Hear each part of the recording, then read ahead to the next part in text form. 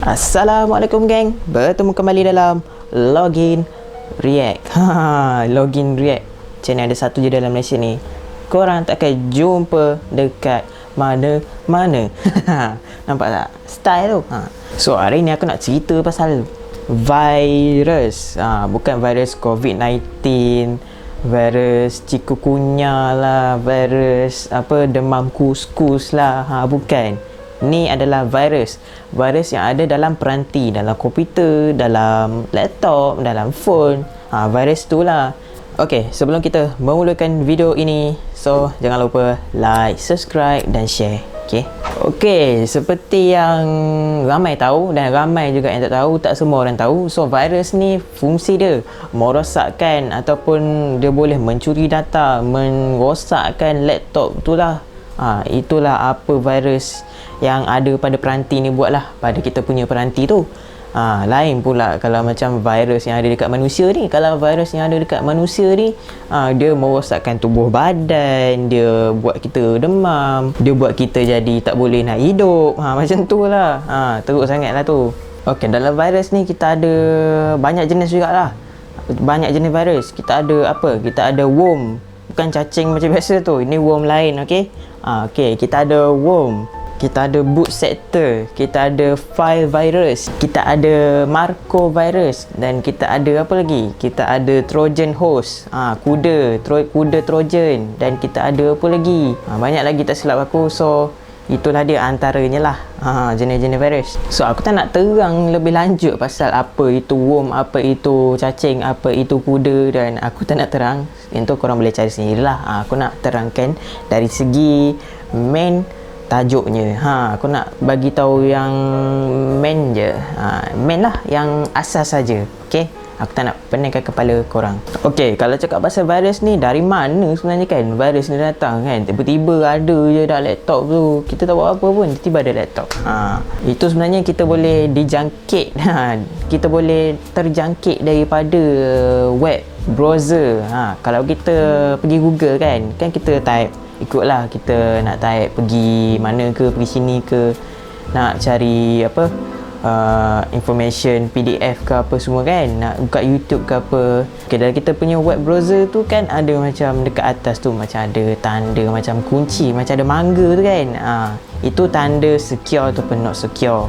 Dekat situ kita boleh tahulah sama ada website tu secure atau unsecure.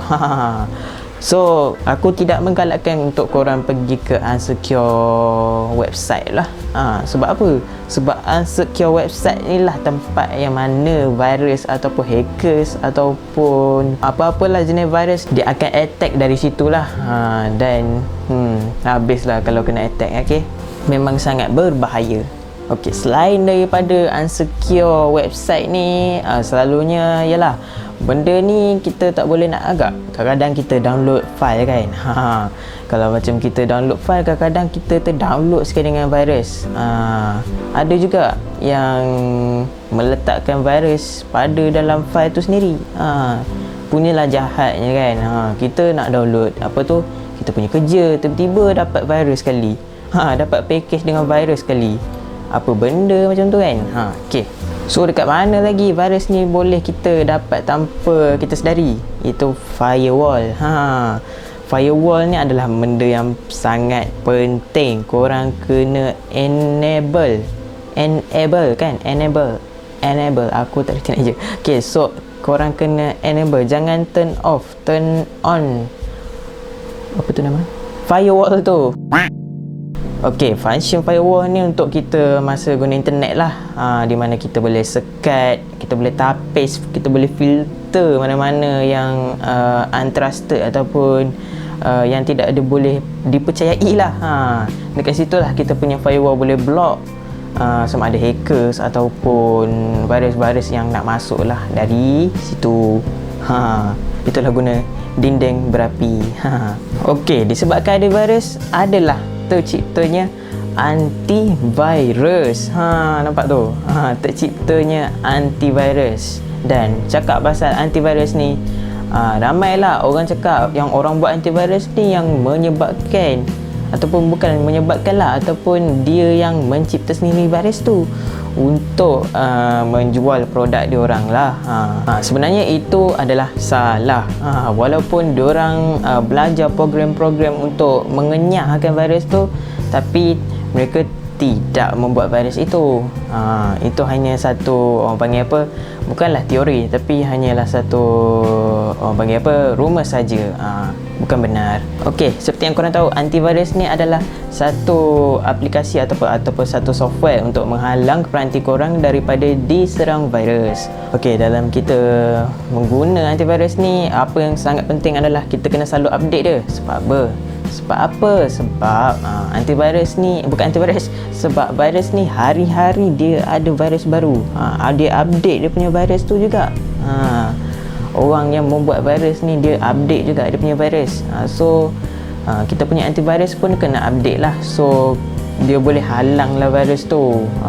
So macam mana pula kalau yang korang pakai Windows Defender ataupun Windows Security yang dibagi oleh Windows sendirilah.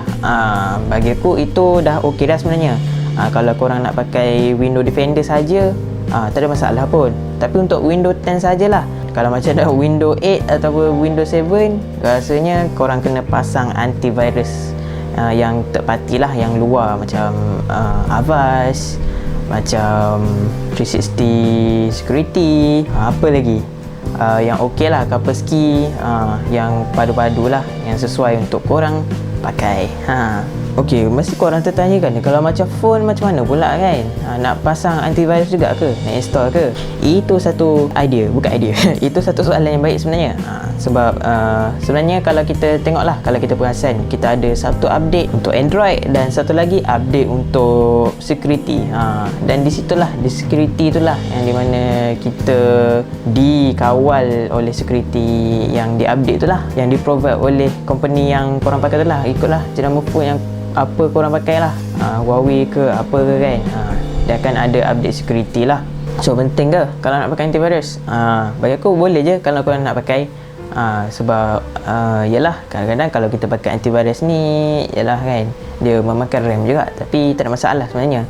Kalau nak pakai boleh. Tapi untuk kalau phone lama, untuk yang phone yang dah tak ada update untuk security, rasanya better pakai antivirus. Virus mudah sangat masuk. Okay. Tapi kalau phone kurang lah. Tapi kalau untuk komputer, amat penting, sangat penting, sangat memerlukan antivirus ataupun at least Windows Defender untuk menyekat lah mana-mana virus untuk masuk dalam PC.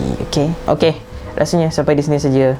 Jangan lupa like, subscribe dan share kat kawan-kawan korang dan siapa-siapa je lah.